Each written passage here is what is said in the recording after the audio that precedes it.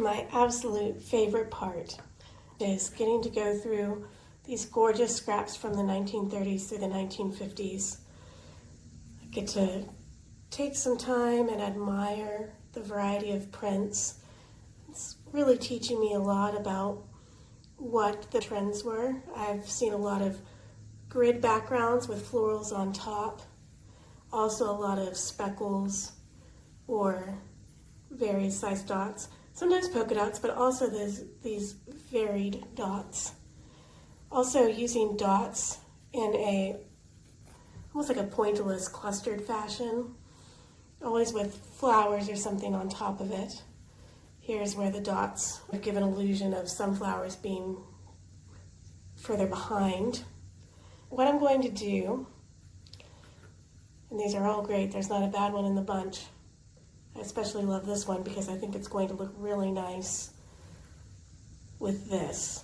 I found that the original creators seem to make intentionally smaller wedges that either had a point to the right or a point to the left. And how I've interpreted that is that they form two halves of a keystone central part of the arch. Whenever I cut off another chunk by snipping the thread that's holding them together, I isolate as I find it the ones that have been cut not as a symmetrical wedge but have a clear right or left leaning. These two are both going to the right. Hopefully I'll find a left one in here. Here's a left one. These two together make a kind of keystone summit of the arch that goes down either side. Now, the next thing I do is I'll go ahead and glue these down. I don't love that. Oh, here's a better one. Okay. I don't want to have two darks here necessarily. It's pretty open-ended, but my own preference, I think I'd like to have a dark and a light. What I do is I place just a tiny dot of just white Elmer's school glue on the back of the fabric, and then I've already marked 1 3/4 inch up, and I've folded that I knew where the center is, and I've made this little crosshatch so that I know that this is where the base of my keystone piece should go. And then I'll go ahead and complete the keystone piece with this one. I'm going to continue glue basting these on, and I'll tell you a little bit more about how I even found this project. I live in Ohio in a suburb that has some lovely antique stores, and I was in one of my local antique stores and I came across a booth within an antique store that specialized in vintage fabrics, and a lot of it was either unfinished quilt tops or fully finished quilts for sale. But there was a rack that had some odds and ends, some random offcuts of fabric from times past, and I noticed this bag that was filled with scraps. They were all on a cord. This was much longer. It was about this long to begin with.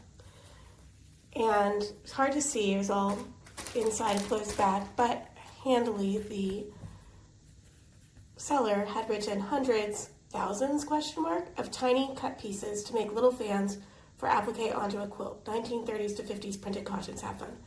I took a chance. It was $35. I wasn't sure. Didn't even know how many were going to be in there. Had never made a fan quilt or a double wedding ring quilt. I took the seller's word until I got it home. I was like, okay, she says it's for fans. It's for fans. And I'm presuming that she didn't make this, but that this was found in the bag, that someone had started to hand sew them together. But as soon as I got home and started playing with it, I laid them out and I just lightly glue basted them on. I was just trying to count and see how many pieces it took to make a curve.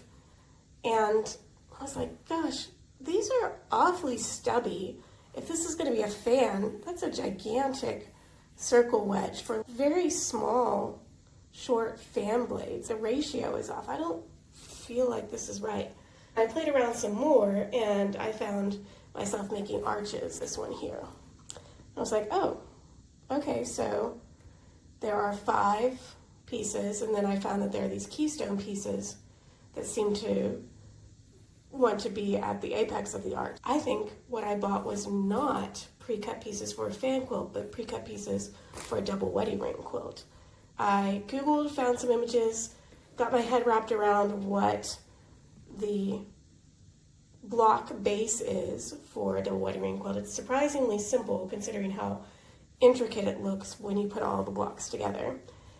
And I just dove in, had never made anything like this, watched a video that told me I could glue baste the pieces, which is good because these are very tiny. They're only about, I'll show you, they're about 1 3/4 inch tall by about, this one's a wedge, but they're a little,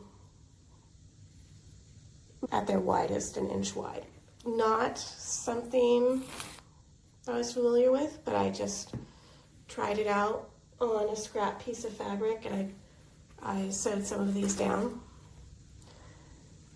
And then I worked out, originally I kind of freehanded it, and I didn't make a note for where the top of the arch was and how far away it was from the edge of the block, but I noticed that I was not being very consistent, that these wedges, I wasn't, either they were inconsistent or I was inconsistent in lining them up, and this space was varying in a way that I thought wouldn't look good on the quilt. I took the average height and then started pre-marking 1 3/4 inch from the bottom with a friction heat-erasable pen.